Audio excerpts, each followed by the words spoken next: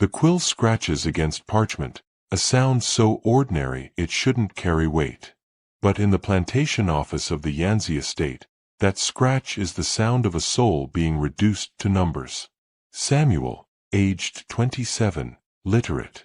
Purchased, March 15, 1852. $1,200. Caroline Yanzi's hand moves with mechanical precision, recording the transaction between columns of cotton yields and equipment repairs. Her penmanship is flawless, each letter formed with the same careful control she applies to every aspect of her existence. The March sunlight streams through French windows, catching dust motes that drift like ash, illuminating the careful lie written across every page of her ledgers. Because these books tell a story of profit margins and asset management, of smart investments and calculated returns. They do not record screams. They do not document the cost of human misery required to generate each neat column of figures. They transform flesh into finance, suffering into solvency. Caroline's green eyes, the same shade as the Alabama River when storm clouds gather, scan the entries with the focus of a woman who has learned that survival requires refusing to see certain truths. She is 27 years old, unmarried in a world that considers this a failure, running a plantation that most men couldn't manage. Every decision she makes must be perfect because imperfection, in a woman, is unforgivable. The crack of a whip splits the humid air. Caroline's hand stills mid-stroke, the quill hovering above the page. A drop of ink falls, spreading like blood across the number $1,200. She does not turn toward the window. Does not acknowledge the sound that carries from the fields where Virgil Henley is maintaining discipline, the plantation term for breaking a person's spirit one lash at a time. This is the unspoken agreement that sustains her world. She keeps the books clean, and Henley keeps the labor productive. She records assets. He ensures those assets perform. The violence that makes her wealth possible remains conveniently distant, a necessary ugliness she can pretend not to notice as long as she doesn't look directly at it. Another crack. Then a sound that might be a man's voice, though it's too raw to contain actual words. Caroline dips her quill again, determined to finish the entry. Samuel, assigned to household management and correspondence. Expected yield, administrative efficiency, reduced workload for primary owner. She writes primary owner because the truth is more complicated. She owns half of Samuel.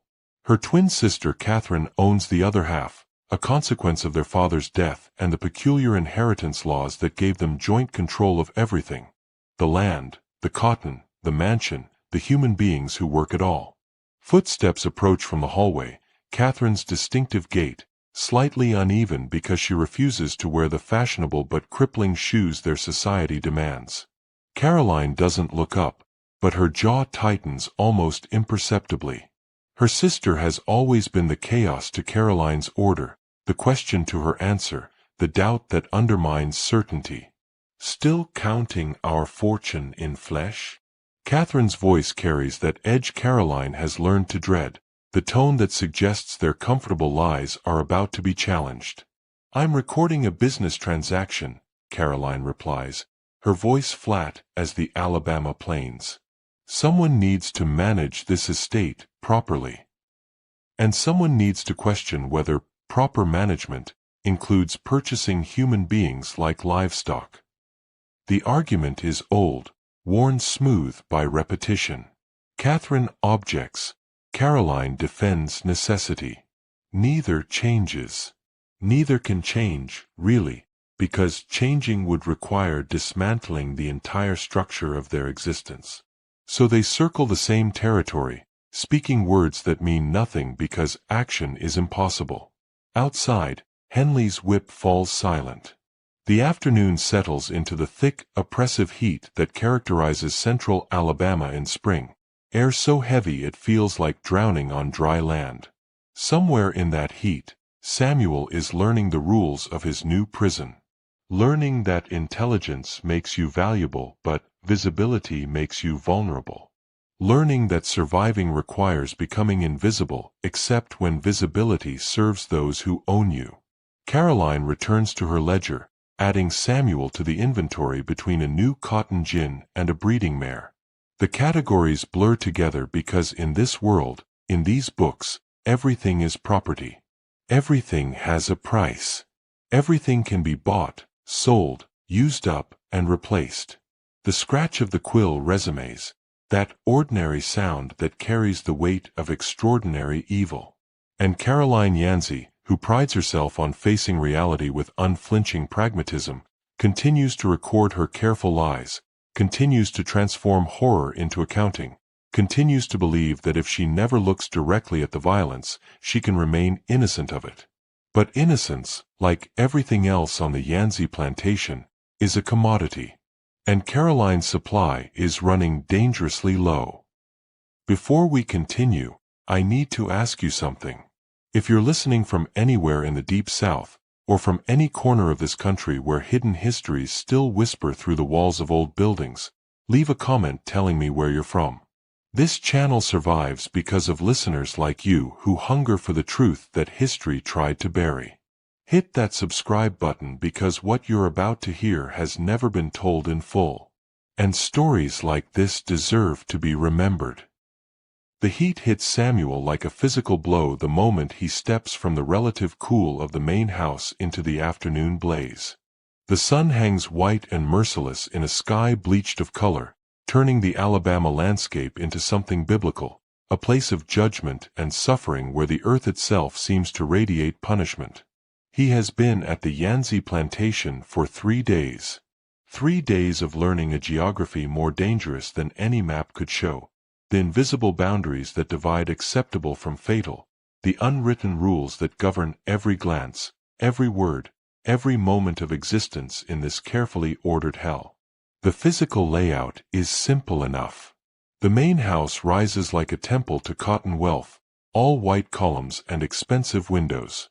Behind it, the quarters sprawl in 2 neat rows, rough cabins that house the 143 people who generate that wealth through labor that begins before dawn and ends long after sunset.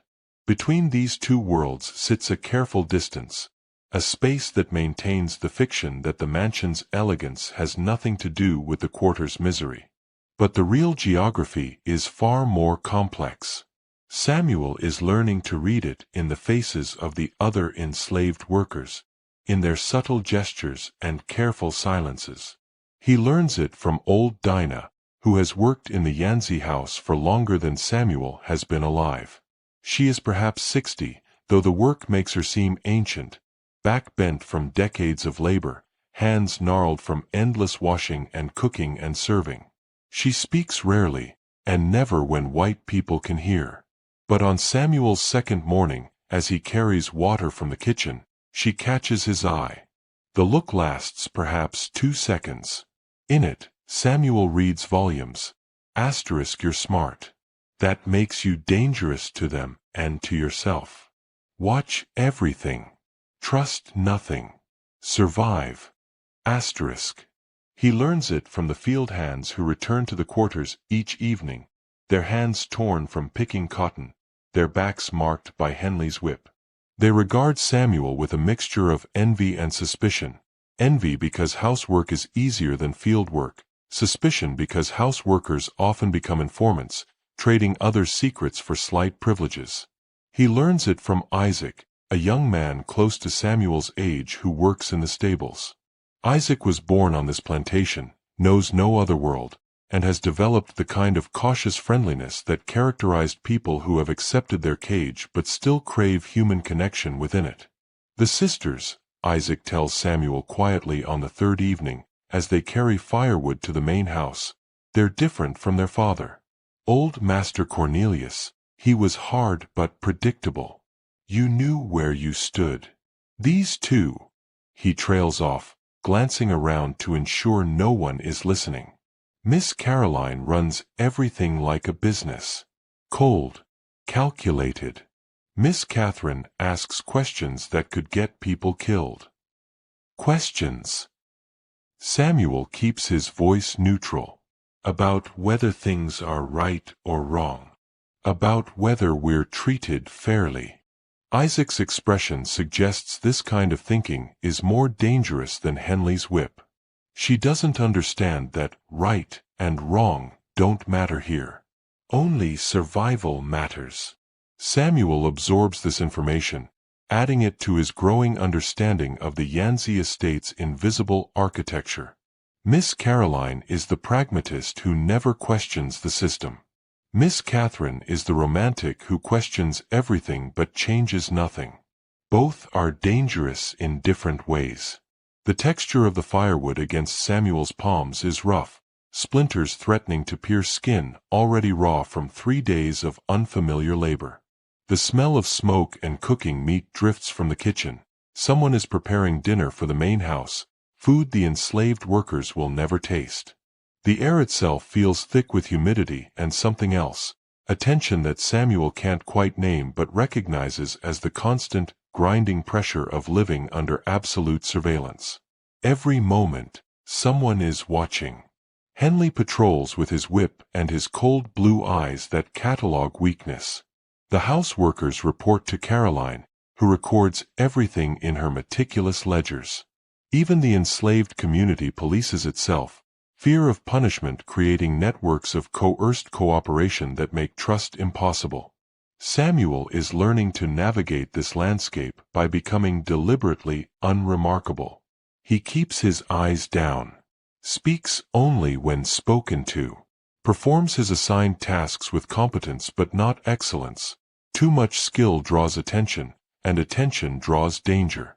He is trying to disappear into the background of plantation life, to become just another asset listed in Caroline's ledgers.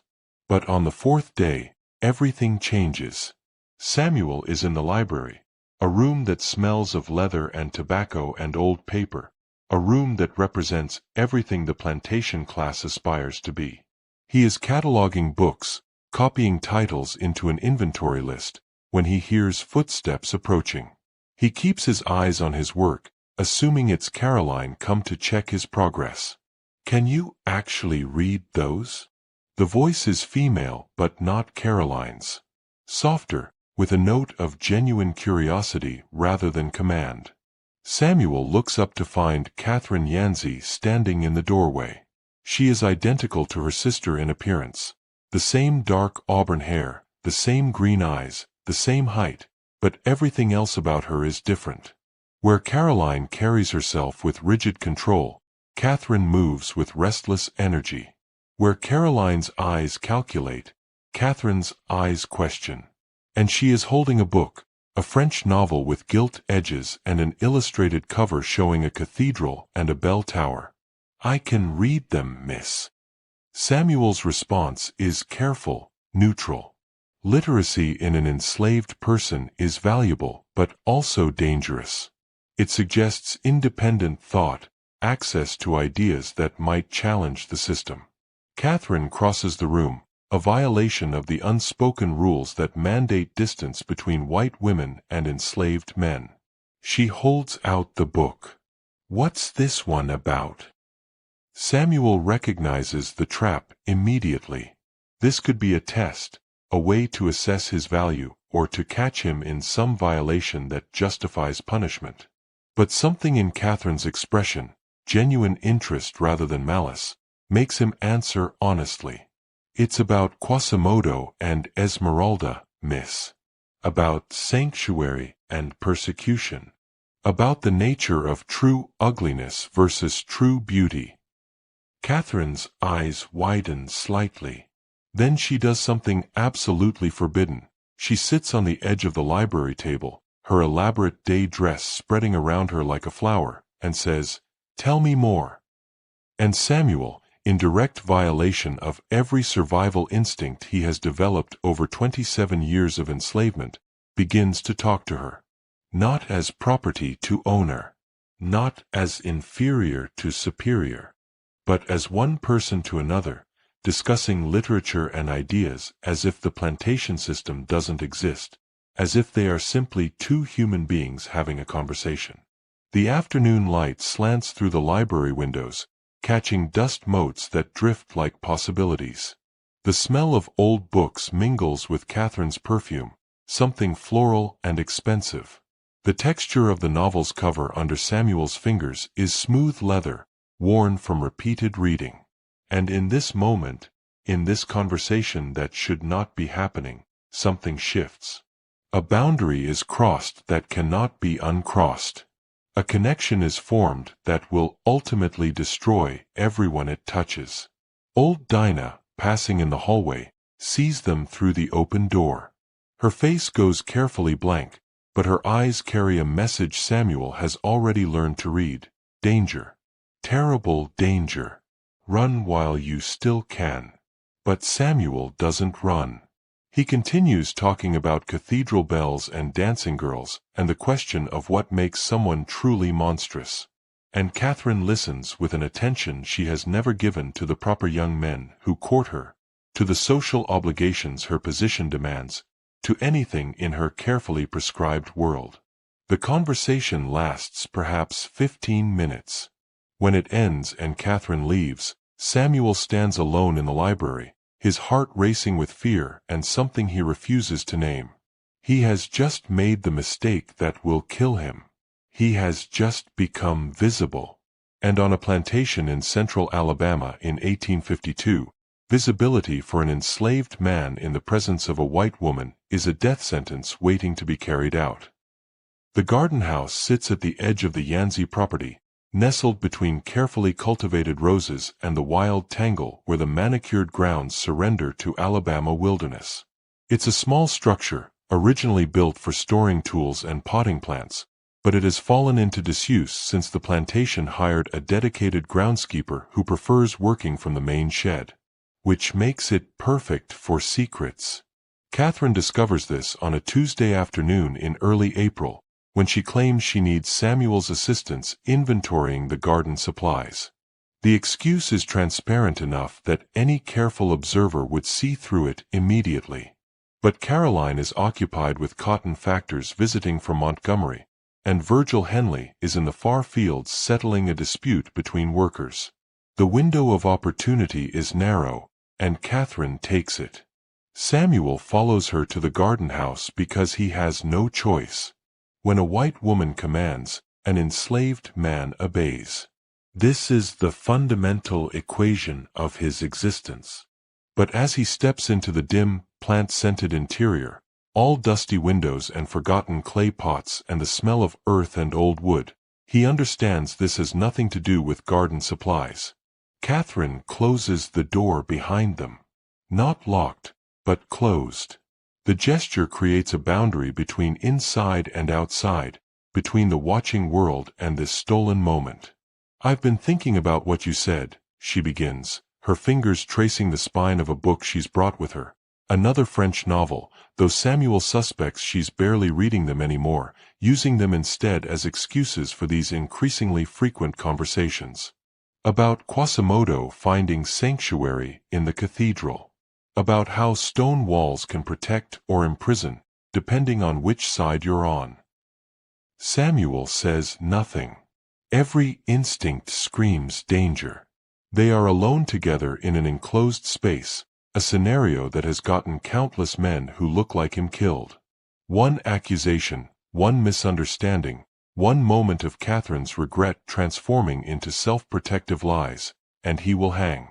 But Catherine seems oblivious to the peril, or perhaps she's so desperate for genuine conversation that she's willing to ignore it. She perches on an overturned crate, her elaborate dress incongruous against the garden house's rough interior, and looks at him with eyes that hold something he's learned to fear more than hatred: hope. "Do you ever feel imprisoned?" she asks. "Not just physically, but in your soul? Like the walls everyone else sees as protection are actually cages?" The question is so absurd, so disconnected from reality, that Samuel almost laughs. Does he feel imprisoned? He is enslaved. He is literal property, listed in Caroline's ledgers between farming equipment and livestock. His entire existence is imprisonment. But he recognizes what Catherine is actually asking. She wants to believe their situations are equivalent, that her gilded cage of social expectations and limited options as a plantation woman somehow resembles his existence as human chattel.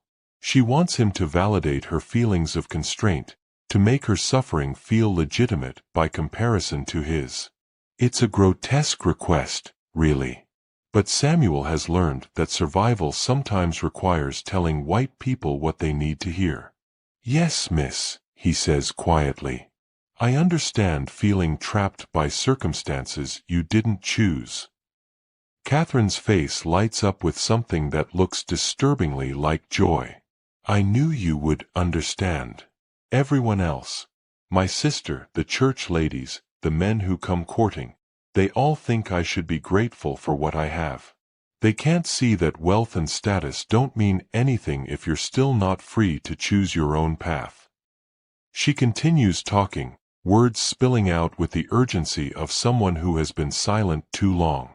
She speaks about feeling suffocated by expectations, about wanting to travel beyond Alabama, about reading philosophy that questions the structures of society, about sensing that the world she's been born into is fundamentally wrong in ways she can't quite articulate. And Samuel listens, because listening is part of his performance, but also because something unexpected happens as Catherine talks. Beneath the oblivious privilege, beneath the inability to recognize how incomparable their situations truly are, he glimpses something genuine, a person struggling against constraints she doesn't have the vocabulary to properly name. The afternoon light filters through the dusty windows, turning the garden house golden. The air smells like clay and old leaves and Catherine's perfume, lavender and something else, something expensive he can't identify. Outside, a mockingbird runs through its repertoire of stolen songs. "Tell me about freedom," Catherine says suddenly. "Not the abstract concept, but what it actually means to you. What would you do if you were truly free?" The question is a blade disguised as curiosity. Because honest answers are dangerous, but lies create their own perils. Samuel chooses his words with the care of someone navigating a minefield. "I would choose my own work, miss. Decide where to live.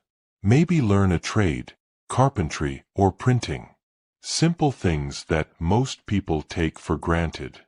"Would you leave Alabama?" "Probably, miss. This place holds too many painful memories." Catherine nods as if this confirms something she's been thinking.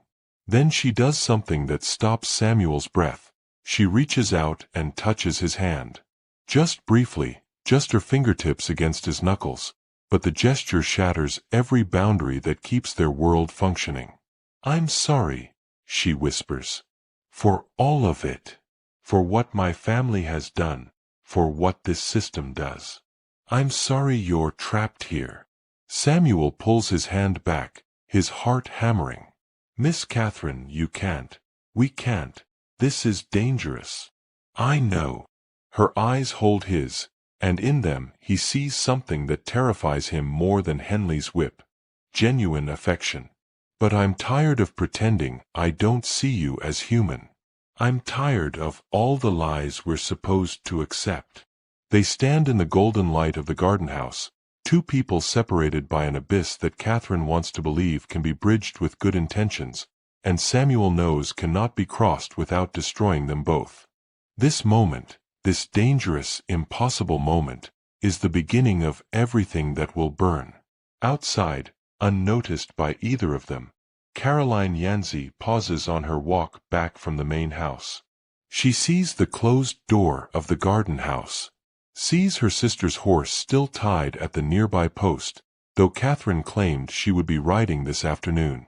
Sees Samuel's absence from his usual afternoon duties. Caroline's calculating mind begins adding numbers that produce a sum she doesn't want to acknowledge. Her hand tightens on her parasol, knuckles going white. Then she continues walking, her face composed, her mind already working through the implications of what her sister might be doing in that garden house with property Caroline helped purchase. The mockingbird continues its thieving songs.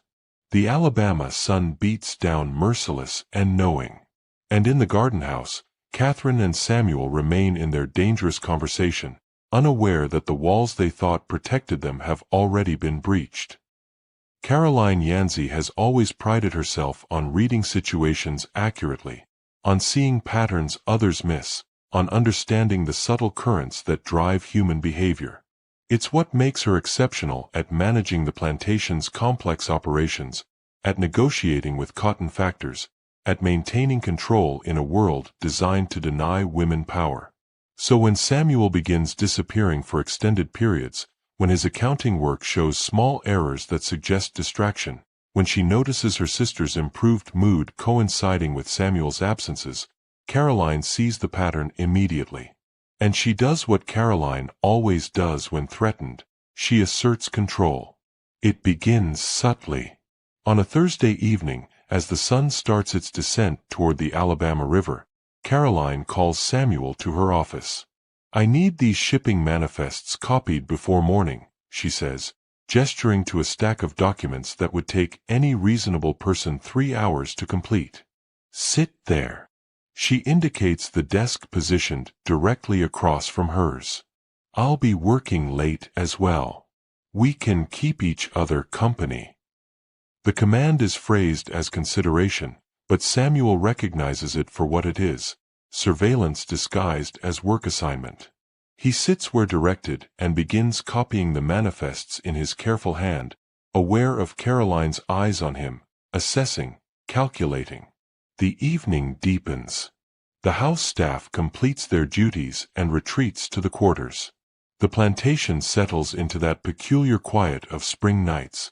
Crickets singing their urgent songs, the distant sound of the river, the creak of the old house adjusting to temperature changes.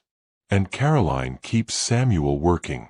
She manufactures reasons to extend the task, questions about his handwriting, requests to verify numbers, sudden realizations of additional documents that need copying.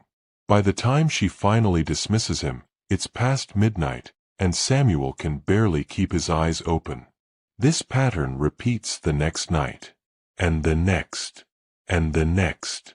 Caroline creates an exhausting schedule that keeps Samuel at her side during every evening hour he might otherwise spend elsewhere. She asks him to read aloud from correspondence while she reviews accounts, claiming his voice helps her concentrate. She requests his opinion on various business matters, drawing him into conversations that feel almost intimate in their focus and duration. Samuel understands what's happening. He is being claimed, possessed, kept away from Catherine through the simple mechanism of Caroline's authority over his time. He has no power to refuse. When Caroline commands his presence, he must be present. When she assigns work, he must complete it. His exhaustion is irrelevant. His preferences are meaningless. The physical toll accumulates rapidly. Samuel begins each day before dawn, assisting with household management. He works through afternoons that blur into evenings that extend past midnight. Sleep becomes something he snatches in brief intervals, never enough to truly rest. His hands shake from fatigue. His eyes burn. His thoughts move sluggishly, like wading through swamp water. But worse than the physical exhaustion is the emotional tension. Because Caroline's attention isn't purely professional. She sits too close when reviewing his work. She touches his arm to emphasize points. She makes comments that suggest appreciation beyond his utility as a worker. "You're quite remarkable, Samuel," she says one evening, her voice softer than usual. "My father always said educated slaves were too troublesome, but I find intelligence rather valuable." The pause before valuable carries implications Samuel pretends not to notice. He keeps his eyes on the manifest he's copying, his expression carefully neutral. "Just trying to serve well, Miss Caroline." "Oh, I think you're doing far more than that." Her tone suggests layers he refuses to unpack. I think you understand that this household runs more smoothly because of your contributions. I want you to know I appreciate that. Specifically. Samuel says nothing. Silence is the only safe response when white women make statements that blur the lines between professional relationship and something far more dangerous. But Caroline notices his silence, and something in her expression shifts, a flash of irritation that she's not receiving the response she wants. Her next words come sharper. My sister has been monopolizing your time lately. That needs to stop. Your primary obligation is to me. I purchased you. I determine how you're utilized. Is that understood? Yes, Miss Caroline. The words taste like ash, but they're necessary. This is Caroline staking her claim, asserting property rights, reminding everyone, including herself, of the fundamental power dynamic that governs every interaction. The silent war between the sisters intensifies. Catherine finds Samuel in the morning hours, pulling him into brief conversations in hallways, passing him notes requesting his presence for invented tasks.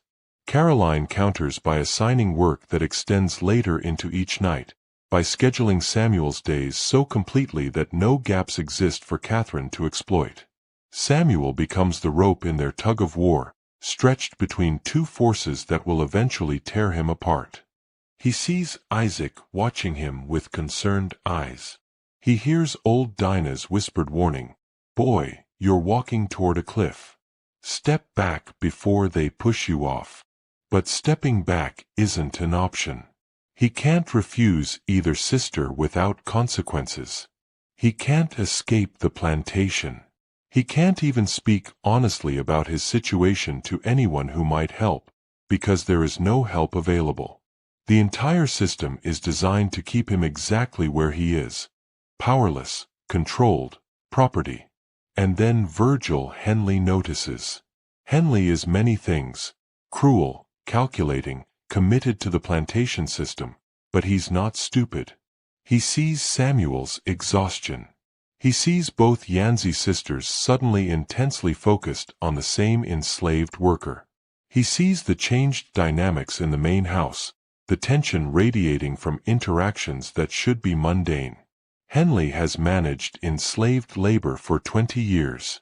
He knows the signs of disruption, the patterns that precede rebellion or escape attempts, or the kind of conflict between white people that spills over into violence against those with no power to protect themselves. So he begins his own investigation. He questions the house staff casually. Has Samuel been neglecting duties? Has he been seen anywhere he shouldn't be? He positions himself to observe the main house at unusual hours, watching comings and goings.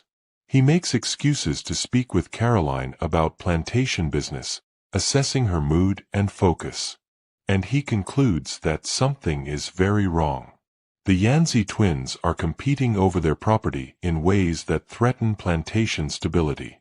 And Virgil Henley, who has built his career on maintaining order through ruthless efficiency, sees both a problem that needs solving and an opportunity to consolidate his own power. One evening, as Samuel finally stumbles toward the quarters well past midnight, Henley steps from the shadows near the main house.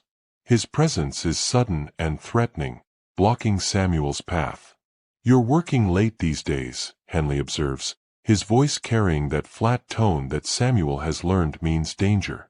"Both sisters keeping you busy, are they?" "Just doing my assigned work, sir."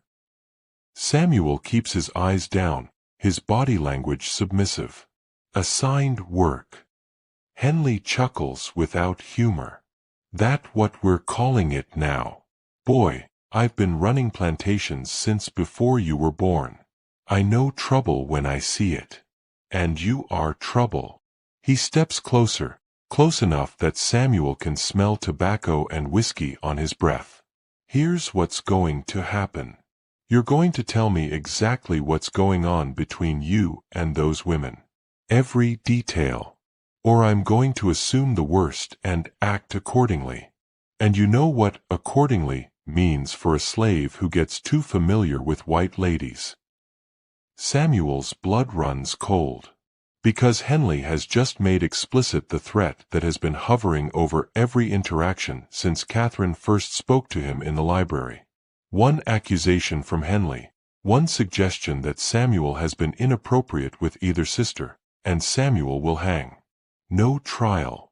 No questions. Just a rope and a tree, and a lesson for every other enslaved person about maintaining proper distance.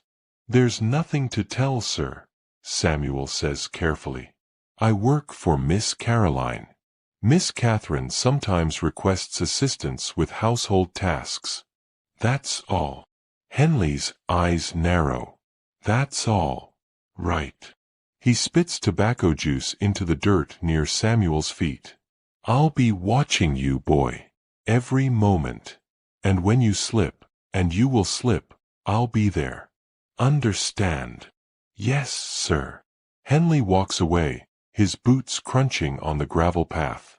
Samuel stands frozen for a long moment, his exhaustion forgotten in the face of this new, explicit threat. He is trapped in an impossible situation that's collapsing toward violence. The sisters are fighting over him. Henley is investigating him. Every direction leads toward destruction. And Samuel, standing alone in the Alabama darkness, understands with terrible clarity that he will not survive this. The question is no longer if he will die, but when, and how much suffering will precede that death. Inside the main house, a lamp still burns in Caroline's office window. In her bedroom above, Catherine paces, unable to sleep, composing in her mind the conversation she'll have with Samuel tomorrow. And in his cottage, Henley cleans his pistol and plans his next move, certain that maintaining order will require making an example of someone. The machinery of tragedy is fully engaged now, each gear turning toward the inevitable catastrophe. 3 people have set events in motion that will end with 17 dead and a plantation burning. But they don't know that yet. They're still convinced they can control the outcome, can manage the situation, can somehow navigate through danger to safety. They're wrong. The office is cooler than the rest of the house, something about the thick walls and northern exposure that keeps the worst of the Alabama heat at bay. But Samuel feels no relief from the temperature as he stands before Caroline's desk, summoned by a house girl who delivered the message with frightened eyes. Caroline doesn't look up immediately. She continues writing in her ledger, each stroke of her quill deliberate and measured. Samuel has learned that this delay is intentional, a power play that reminds him of his place, that she controls even the basic dignity of acknowledgement. Finally, she sets down the quill and looks at him. Her green eyes hold something new tonight, not anger, but calculation with an edge of something almost like hurt. "Close the door," she says. Samuel's stomach drops. A closed door means privacy, which means danger. But he has no choice. He closes the door and returns to stand before the desk, hands clasped, eyes downward, every line of his body language communicating submission. Caroline opens her desk drawer and removes a small object. She places it on the polished wood surface between them. A hairpin. Delicate, decorated with tiny pearls, the kind Catherine wears in her elaborate hairstyles. "I found this in the garden house 3 days ago," Caroline says, her voice eerily calm. "Curious, since we don't store anything requiring my sister's presence there. Then I began paying attention, noting when you disappeared during afternoon hours, observing when Catherine claimed sudden need for fresh air or garden inspections." She pauses, letting the implications settle like sediment in still water. "Rose mentioned seeing you and my sister in the library. Door closed. Heads bent together over books. And yesterday, Mr. Cutler from the neighboring estate commented that he'd seen Catherine riding alone to the far edge of our property, and later observed you walking in the same direction." Samuel keeps his expression neutral, but his mind races. The evidence is circumstantial but damning. In a world where appearance matters more than truth, these observations are enough to construct whatever narrative Caroline chooses. I want you to understand something, Caroline continues, standing now and walking around the desk. She positions herself close, not touching, but violating the careful distance that usually exists between them. I'm not a fool. And I'm not a romantic like my sister. I see situations clearly and respond accordingly. She picks up the hairpin, turns it between her fingers so the pearls catch lamplight.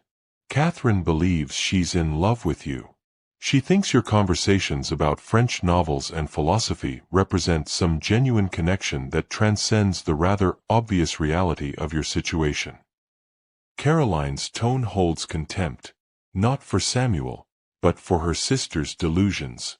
She doesn't understand that what she's doing is dangerous for everyone. Her reputation, the plantation's stability, and most urgently, your continued existence. Samuel risks speaking. Miss Caroline, I never encouraged. Don't. She cuts him off sharply. Don't insult my intelligence by pretending you have agency in this. My sister sought you out. You responded because refusing a white woman's attention would have consequences. You're not the villain here, Samuel. You're the prize in a game you didn't choose to play. The accuracy of this assessment, the way Caroline sees through all pretense to the ugly mechanics beneath, makes Samuel's chest tighten. She understands exactly what he is, property being fought over by two owners. Caroline returns to her desk, but doesn't sit. She leans against it, arms crossed, studying him with the same intensity she applies to ledger columns that don't balance. Here's what I'm offering you, she says. A transaction, since that's the only honest framework for our relationship. You transfer your attentions exclusively to me. You end whatever you have with Catherine, gently, carefully, in ways that don't enrage her or create scandal. You become, for all practical purposes, mine alone. The possessive pronoun lands like a blow. Samuel forces himself to breathe steadily. In exchange, Caroline continues, I protect you. From Catherine's recklessness, from Henley's suspicions, from the consequences of this impossible situation. I ensure you remain here, in the house, doing work that doesn't break your body. I guarantee your safety insofar as I have power to guarantee anything. She lets this offer hang in the air for a moment before delivering the alternative. If you refuse, I sell you. Not to another plantation in Alabama where Catherine might find you, but deep south. Louisiana sugar fields, where the life expectancy for workers is measured in years rather than decades. You'll be gone within a week, and my sister will eventually recover from her infatuation. Samuel understands he's watching Caroline perform a kind of moral surgery on herself, cutting away sentiment, exposing the brutal logic beneath. She's not being cruel for cruelty's sake. She's being honest about the only power dynamics that actually exist. You're asking me to choose my owner, Samuel says quietly. I'm offering you the illusion of choice, Caroline corrects.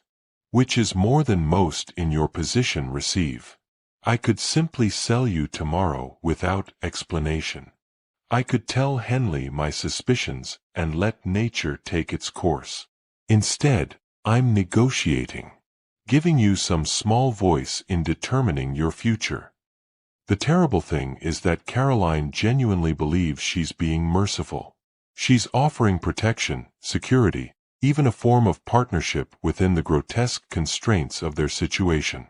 She thinks this proposition represents enlightened self-interest rather than the violation it actually is. Samuel looks at her, really looks at her for the first time since entering the office. He sees a woman who has learned to survive in a world that denies women power by becoming ruthlessly pragmatic, by mastering the system's rules rather than challenging them.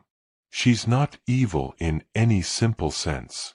She's adapted to evil so completely that she can no longer recognize it. What exactly would transferring my attentions mean?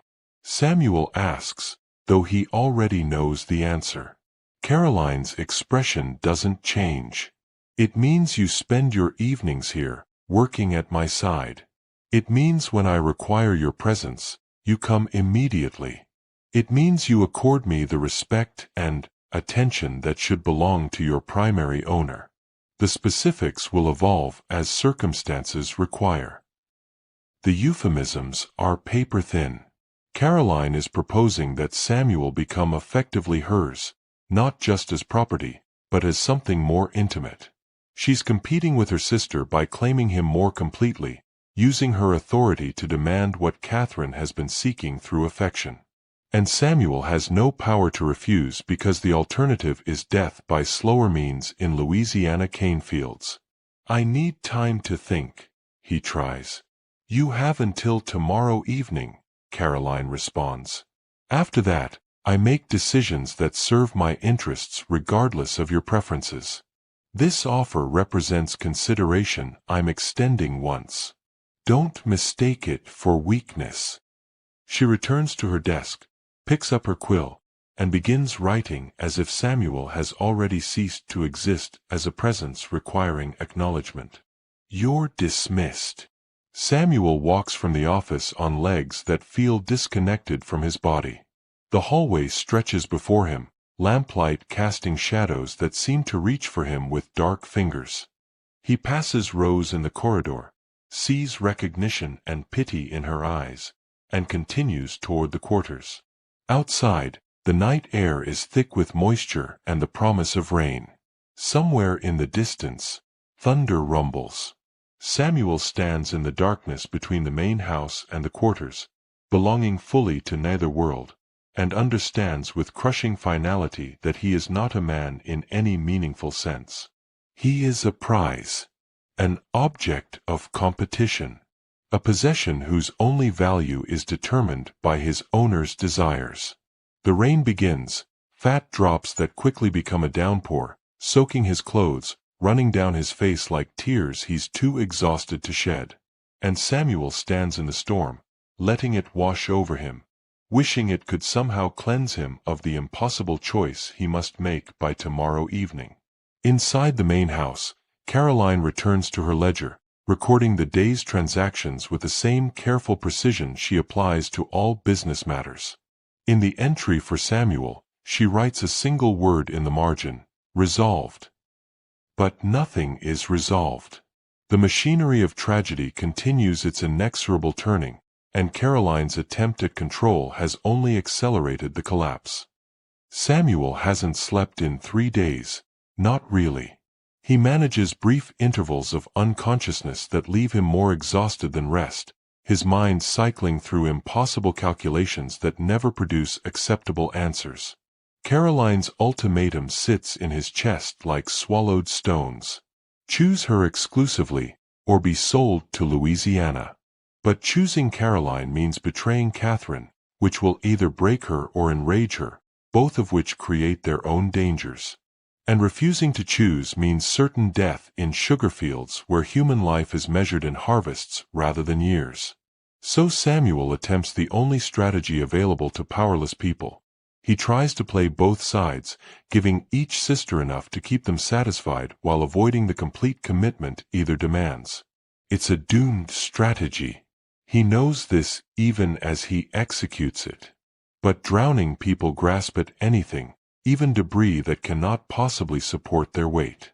He spends his evenings with Caroline as commanded, copying documents and reviewing accounts, enduring her increasing intimacy, touches that linger, conversations that blur professional boundaries, looks that suggest ownership beyond the legal definition.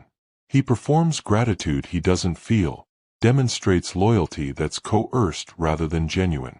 Then he steals moments with Catherine during daylight hours, meeting her in the garden house for conversations that have taken on a desperate quality. Catherine speaks in urgent whispers about freedom and escape, about a life beyond Alabama where their feelings can exist without danger. Samuel nods and agrees because disagreement would shatter her fantasy, and shattered fantasies make people unpredictable. But the performance is fracturing him. Isaac sees it first. They're carrying water from the well one afternoon when Isaac stops, sets down his bucket, and looks at Samuel with concern that transcends the usual caution enslaved people maintain even with each other. "You're breaking," Isaac says quietly. "I can see it happening. Whatever those women are doing to you, it's killing you faster than field work ever could." Samuel wants to deny this, but the truth is too obvious. His hands shake constantly now. He's lost weight he couldn't afford to lose. His thoughts scatter like startled birds, unable to settle on anything concrete. The mask he's maintained his entire life, the performance of submission that keeps enslaved people alive, is cracking, revealing the desperate terror beneath. "I don't know what to do," Samuel admits, and the confession feels like defeat. Every choice leads to worse outcomes. "I'm trapped in a situation that has no solution." Isaac glances around to ensure they're alone, then speaks with the blunt honesty of someone who has already survived too much to maintain comforting illusions. "There's always one solution, brother. The solution our people have used since they first brought us here in chains. You can choose when and how it ends. Take that power back, at least." Samuel understands what Isaac is suggesting. Escape through the only door that cannot be locked. Death by one's own hand rather than waiting for the system to destroy you. It's a choice enslaved people make when suffering exceeds the human capacity to endure, when even the hope of eventual freedom cannot sustain life through present horror. "I'm not ready for that," Samuel whispers. "None of us are," Isaac replies. "Until suddenly we are." Old Dinah delivers her warning more directly. She corners Samuel in the kitchen house, her gnarled hands gripping his arm with surprising strength. "Boy, you listen to me. I've lived 63 years on this earth, 58 of them enslaved. I've seen this exact situation play out before, white women fighting over colored men. It always ends with the man dead and the women moving on with their lives. You need to do something drastic right now, or you won't see summer." "What can I do?" Samuel's voice breaks. "I have no power, no options, nowhere to run." "Then make noise," Dinah hisses. "Break something publicly. Get yourself sold before they kill you. A whipping and a sale is better than what's coming if you stay here." But Samuel can't bring himself to sabotage his own situation deliberately. Some combination of hope and pride and exhaustion keeps him locked in place, continuing the doomed strategy of trying to satisfy both sisters. Meanwhile, Catherine's affection has transformed into something darker and more consuming. She no longer speaks of freedom as an abstract concept. Now she whispers specific plans. "I have jewelry we can sell," she tells Samuel during a stolen moment in the garden house, her eyes bright with fervor that looks disturbingly like madness. "Enough to buy passage north. We'll go to Pennsylvania. I know Quaker families there who oppose slavery. They'll help us.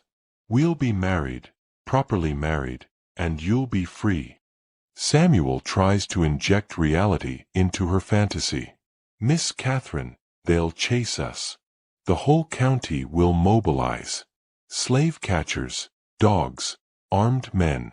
We won't make it 50 miles. We will if we're clever. We'll travel at night, avoid main roads. I've been studying maps. There are routes through the wilderness." "There are no routes that work," Samuel interrupts, risking her anger to speak truth. "You're a white woman. You can't disappear. And I'm a literate black man, which makes me memorable. Every sheriff, every patrol, every person we encounter will be looking for exactly us." But Catherine doesn't want to hear this. She's constructed a narrative where love conquers all obstacles, where determination and careful planning can overcome the entire machinery of the slave system. She's living in a French novel rather than antebellum Alabama. "You don't believe we can do it," she says, and her voice holds accusation. "You don't trust me." "I trust that you believe in this plan," Samuel responds carefully. "But belief doesn't change reality. If we run, when they catch us, and they will catch us, I'll die. Probably tortured first as an example. And you'll be ruined, your reputation destroyed. Is that what you want?" Catherine's face flushes with anger and hurt. "What I want is for you to fight for us instead of accepting defeat. What I want is for you to believe our feelings matter more than their rules." And Samuel realizes that Catherine fundamentally cannot grasp the different stakes they face. Her worst-case scenario is social ruin. His is death by lynching. These are not equivalent consequences, but Catherine has convinced herself they are because admitting otherwise would require acknowledging the unbridgeable power differential between them.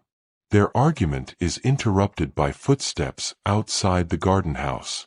Both freeze, terror spiking through the charged atmosphere.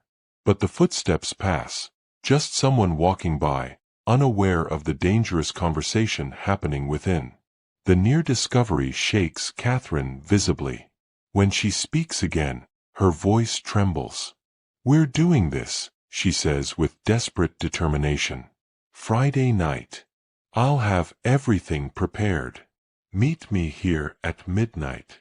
We leave together, or not at all." Before Samuel can respond, she's gone, slipping out of the garden house and hurrying toward the main building, leaving Samuel alone with the crushing weight of her ultimatum. Outside, concealed behind the rose trellis, Rose has heard everything. Rose, who has worked in the Yanzi house for 8 years. Rose, who has a husband in the quarters and 3 children she loves more than her own life. Rose, who understands that if Catherine and Samuel run, the resulting chaos will destroy everyone. The plantation will be investigated, workers will be sold to settle resulting debts, families will be torn apart. Rose faces an impossible choice of her own. She can say nothing, let Catherine's doomed plan proceed, and watch the catastrophe unfold. Or she can tell someone, Caroline or worse, Henley, and perhaps prevent the escape but certainly condemn Samuel to immediate punishment. Either choice leads to horror. Either choice requires betraying someone. This is what slavery does. It creates situations where there are no good options, where every decision produces casualties, where even trying to protect your own family means participating in someone else's destruction. Rose walks back toward the main house, her heart pounding, her mind cycling through scenarios that all end badly. She thinks of her children, especially her youngest, just 5 years old, who still believes the world can be kind. She thinks of Samuel, who never wanted any of this, who is being ground between forces he cannot control. She thinks of Catherine, blinded by romantic fantasy to the death she's orchestrating. And Rose understands that whatever choice she makes in the next few hours will haunt her for the rest of her life. There is no innocent option. There is only choosing which tragedy to enable, which people to save and which to sacrifice. In the quarters that evening, Samuel sits outside his cabin, staring at nothing. Isaac sits beside him in silence, the companionship of shared hopelessness, the only comfort available to people with no power to change their circumstances. Inside the main house, Catherine writes in her journal, planning an escape that has no chance of success. In her office, Caroline reviews accounts, unaware that her careful control is about to explode into chaos. And Rose stands in the hallway between the kitchen and the main house, frozen with indecision, holding information that will determine who lives and who dies when Friday night arrives. The thunder that's been promising rain for days finally breaks. The storm arrives with violence, wind that tears at trees, lightning that illuminates the plantation in stark flashes, rain that falls in sheets. The storm outside mirrors the storm building inside these walls. And like all storms, this one will leave destruction in its wake. Rose doesn't sleep Thursday night. She lies beside her husband in their cabin, listening to his steady breathing and the softer sounds of their children in the corner. 3 small bodies curled together on their shared pallet, innocent in sleep. She watches them until dawn light filters through the gaps in the wooden walls, and still she hasn't decided. But morning brings clarity through fear. Her youngest daughter coughs, just a small sound, probably nothing serious, but it reminds Rose of how fragile everything is. How quickly children can be taken, sold away, lost forever to parents who have no legal right to keep them. If Catherine runs with Samuel, the plantation will explode. There will be investigations, accusations, chaos. And in that chaos, enslaved families always suffer. Children get sold to settle debts. Husbands and wives are separated to punish the community for individual transgressions. The innocent bear consequences for crimes they didn't commit. Rose makes her choice while watching her daughter sleep. She will protect her children, whatever the cost to her soul. She finds Virgil Henley in the stable yard that afternoon, supervising repairs to a wagon wheel. Her approach is careful, differential. A house worker seeking the overseer's attention is always a dangerous thing, always requires perfect performance of submissiveness. "Mr. Henley, sir? Might I speak with you privately? It's urgent." Henley looks up from the wagon, his pale eyes assessing her with that cold calculation she's learned to fear. But he gestures for her to follow him away from the other workers, into the shadowed space between the stable and the feed barn. "This better be important," he says. "I don't have time for house drama." Rose's voice shakes as she speaks, not from performance but genuine terror at what she's about to do. "Sir, it's about Miss Catherine and Samuel. They're planning to run away together. Tomorrow night. Midnight. The Garden House." She watches Henley's expression transform from annoyance to sharp interest to something darker, a predatory focus that makes her stomach turn.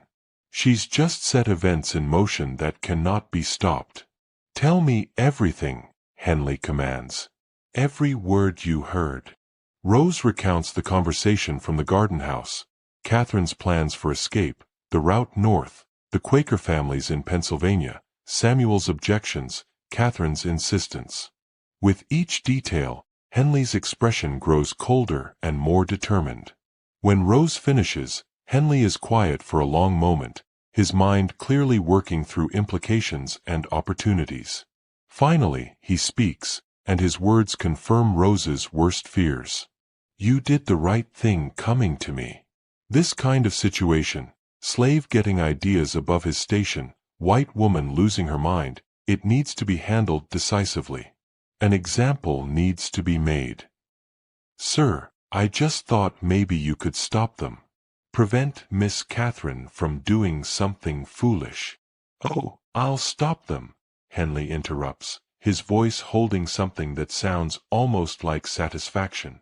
"But not quietly.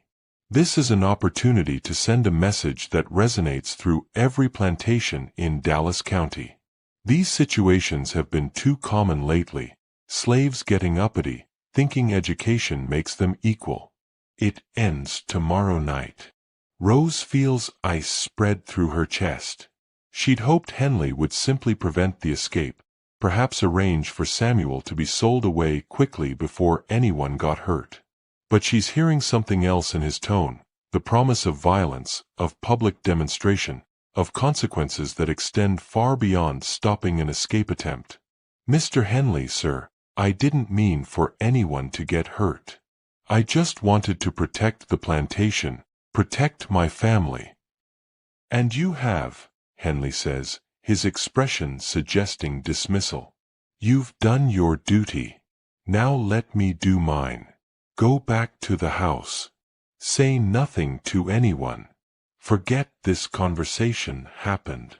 Rose walks away on shaking legs, understanding with sickening certainty that she's just condemned Samuel to death. Not a quick sail to Louisiana, not a whipping and reassignment, death. The kind of death that serves as warning and entertainment, that draws crowds and leaves bodies hanging as reminders. She wants to take it back, to somehow undo what she's revealed. But information, once released, cannot be recalled. The machinery is already turning. Henley wastes no time. That afternoon, he rides to 3 neighboring plantations, visiting overseers he's worked with before, hard men who share his philosophy about maintaining order through fear and force. He tells them about a slave planning to run off with a white woman, about an opportunity to make an example that will keep their own workers properly terrified and compliant. The men he recruits are eager. This kind of work, the ritualized violence that maintains the slave system, gives them purpose and power. They are the enforcers of a social order built on brutality, and they take pride in their role. By Friday evening, Henley has assembled 6 men, all armed with pistols and rifles. They meet at the edge of the Yancey property as darkness falls, discussing their plan with the casual efficiency of people who have done this kind of work before. "We let them meet," Henley explains, his voice low in the gathering dusk. "Let the slave arrive, let Miss Catherine show herself. Then we go in fast. The story is simple. He attacked her, we rescued her, justice was served. Miss Catherine will be upset initially, but she'll understand the necessity once the shock passes. Women always do." One of the men, Cutler from the adjacent plantation, asks the obvious question, what if Miss Catherine doesn't go along with the story? What if she insists they were running off together? Henley's smile is cold in the fading light. "Then we protect her from her own testimony. We explain she's traumatized, confused, not in her right mind. No one believes a hysterical woman over 6 armed men who witnessed an assault. The story stays clean." They position themselves around the garden house as full darkness settles over the plantation. The structure sits perhaps 50 yards from the main house, close enough that lamplight from windows provides faint illumination, but far enough that conversations inside can't be overheard. Henley and his men find concealment in the surrounding landscaping, behind the rose trellis, in the shadow of the tool shed, beneath the spreading branches of a magnolia that smells sickly sweet in the night air. They settle in to wait, weapons ready, certain of their righteousness. The night is humid and moonless, thick with the promise of rain that's been threatening for days. Insects sing their urgent songs. Somewhere distant, a dog barks and falls silent. The plantation holds its breath. In the main house, Caroline works late in her office, unaware that her careful control is about to shatter. She's been reviewing Samuel's decision. He gave her his answer that morning, a quiet acceptance of her terms that felt more like defeat than agreement. She's won the competition with her sister, she tells herself, though the victory tastes strangely bitter. In her bedroom, Catherine prepares for escape. She's packed a small bag with jewelry and practical clothes, written a letter explaining her actions that she'll leave on her pillow. Her hands shake with excitement and fear as she checks the items methodically. Money, map, supplies. She's convinced herself this will work, that love and determination can overcome impossible odds. And in the quarters, Samuel sits outside his cabin, watching the stars appear one by one through breaks in the cloud cover. Isaac sits beside him, neither man speaking, both understanding this may be their last conversation. "You don't have to go," Isaac says finally. "You could just not show up. Let her wait and eventually give up." "She won't give up," Samuel replies. "She'll come looking for me. Make a scene. It'll end the same way, just messier. Then you're walking into your own death." "I've been walking toward it since the day I was born into this system," Samuel says quietly. "At least this way, I choose the moment. At least this way, I tried something other than submission. The plantation clock tower, a pretentious addition Cornelius Yancey installed a decade ago, chimes 11. 1 hour until midnight. 1 hour until the garden house becomes a killing ground. Henley and his men settle deeper into their positions, fingers on triggers, eyes adjusted to the darkness, waiting for their prey to arrive. And Rose, watching from a window of the main house, whispers prayers she doesn't really believe anyone is listening to, begging forgiveness for a choice that offered only different flavors of damnation. The night deepens. The stars wheel overhead, indifferent to human suffering.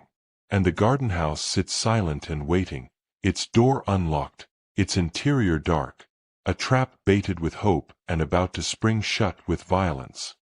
Samuel walks toward the garden house through darkness so complete it feels like moving through liquid shadow. The clouds have thickened, blocking even starlight, turning the plantation into a landscape of shapes and suggestions rather than concrete forms. His heart hammers against his ribs, fear and resignation mix together into something that feels almost like calm. He knows this is probably suicide. Knows that even if Catherine's plan somehow worked initially, they'd be hunted down within days. But the alternative, continuing to exist as a prize fought over by two sisters, ground down between competing claims of ownership, that's a slower death. At least this way, he's making a choice, however doomed. The garden house materializes from the darkness, its windows reflecting faint light from the distant main building. The door stands slightly ajar, Catherine's signal that she's already inside, waiting for him. Samuel pauses at the threshold, his hand on the rough wood. Some instinct screams danger, warns him to turn back. But there's nowhere to go back to. Every direction leads to destruction. At least this path leads toward something chosen rather than imposed. He pushes the door open and steps inside. Catherine stands in the center of the small room, illuminated by a single lantern that casts golden light across her face. She's dressed practically for once, a simple dark dress instead of her usual elaborate gowns, her hair pulled back severely. She looks younger somehow, more vulnerable, stripped of the armor of wealth and status. "You came," she breathes, and her relief is palpable. "I was afraid you wouldn't come." "I came," Samuel confirms. Then, because honesty feels important in what may be his final moments, "But Miss Catherine, you need to understand, this won't work. We won't make it. This ends badly no matter what happens next." Catherine crosses to him, close enough that he can smell her perfume, lavender and something else, something expensive his enslaved nose has learned to identify as the scent of privilege. Her eyes hold his with desperate intensity. "Then let it end badly together. Let us at least try. I can't keep living in this prison of expectations and lies. I can't keep pretending I don't feel what I feel for you." Before Samuel can respond, before Catherine can say anything more, the garden house door crashes open with explosive force. Virgil Henley stands in the entrance, pistol drawn, 6 other men behind him carrying rifles and torches. The sudden light is blinding after the darkness, turning the small room into a stage set for violence. "Step away from her," Henley orders, his voice cold and final. "Step away right now, or I'll shoot you where you stand." Time seems to slow. Samuel sees everything with terrible clarity, the guns pointed at his chest, the triumph in Henley's eyes, Catherine's face transforming from hope to horror. He sees his death written in this tableau, inevitable as sunrise. He raises his hands slowly, stepping back from Catherine. Survival instinct takes over even though survival seems impossible. "I'm not armed," he says quietly. "I'm not threatening anyone." "Not what it looks like to us," Cutler says from behind Henley. "Looks like a slave alone with a white woman in the dark. Looks like assault in progress." Catherine finds her voice, high and desperate. No, you're wrong. I asked him to come here. This isn't what you think. Miss Catherine, Henley interrupts, his tone taking on false gentleness that makes Samuel's skin crawl. You're confused. Traumatized. We understand. This animal has manipulated you, taken advantage of your kindness. But we're here now. You're safe. Just step aside and let us handle this. Samuel watches Catherine's face as she processes what Henley is offering, a lie that saves her reputation, a narrative that transforms her choices into victimhood, an escape from consequences that preserves her social position. For a moment, he thinks she'll take it. Thinks she'll accept the easier story, the one that doesn't require her to sacrifice everything she's ever known. And he can't even be angry about it because he understands the impossible weight of what Henley is asking her to reject. But Catherine surprises them all. No, she says, and her voice carries steel Samuel has never heard before. You're not listening. I invited Samuel here. I asked him to run away with me. I love him. The words fall into the lantern-lit garden house like grenades. The men shift uncomfortably, exchanging glances that suggest they've never encountered a white woman who refuses the protection of the accepted narrative. Miss Catherine, Henley tries again, his patience clearly wearing thin. You don't know what you're saying. The shock. I know exactly what I'm saying, Catherine interrupts, stepping forward to position herself between Samuel and the guns. I love him. I have loved him for weeks. Everything we've done together has been my choice, my initiation. If you're going to punish someone, punish me. Her defiance is brave and utterly futile. Samuel sees the men's expressions harden, sees Henley's face transform from false concern to genuine anger. Catherine has just made herself dangerous, a white woman who refuses to be rescued, who insists on claiming agency in her own story, who threatens the entire structure of lies that the slave system requires. Catherine, stop, Samuel says urgently. You don't understand what you're doing. Just tell them what they want to hear. Please. But Catherine ignores him, her eyes locked on Henley with the fervor of someone who has finally found something worth fighting for, even if the fight is doomed from the start.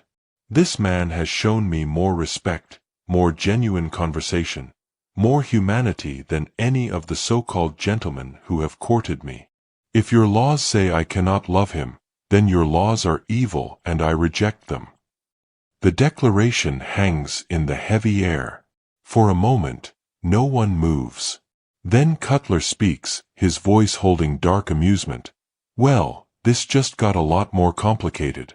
Can't have a white woman going around saying slaves are her equals. That's the kind of talk that starts rebellions. Henley's hand tightens on his pistol. Miss Catherine, you're going to go back to the main house right now. You're going to forget this foolishness. And we're going to deal with this situation appropriately. No, Catherine's voice doesn't waver. If you touch him, you'll have to go through me. I won't let you hurt him.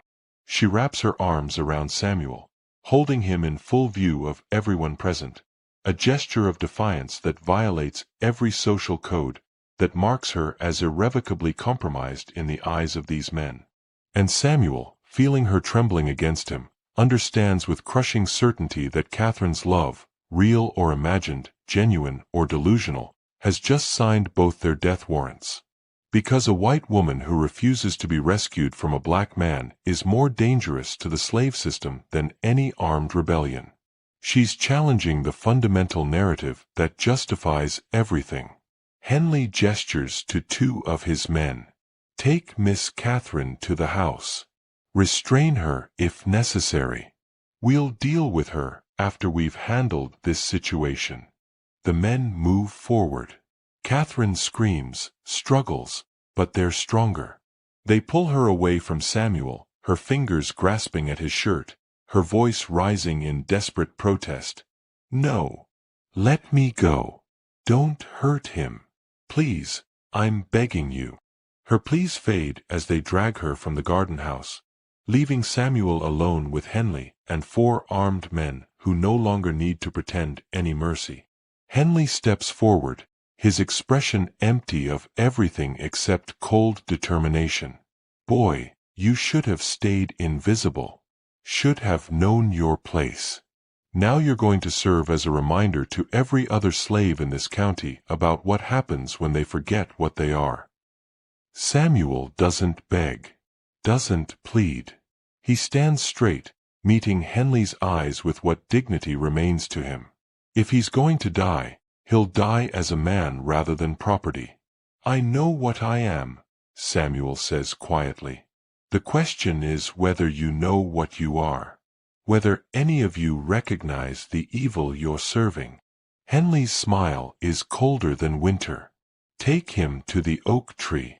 And as rough hands grab Samuel's arms, as he's dragged from the garden house into the humid Alabama night, as the lantern light fades behind him, Samuel's last thought is not of fear or regret. It's of Catherine's voice, declaring her love to armed men who cannot allow such love to exist. It's of the moment when someone finally told the truth, even though truth could not save them. It's of the crack in the system's facade, small and ultimately futile, but real. And somehow, in his final moments, that crack means something.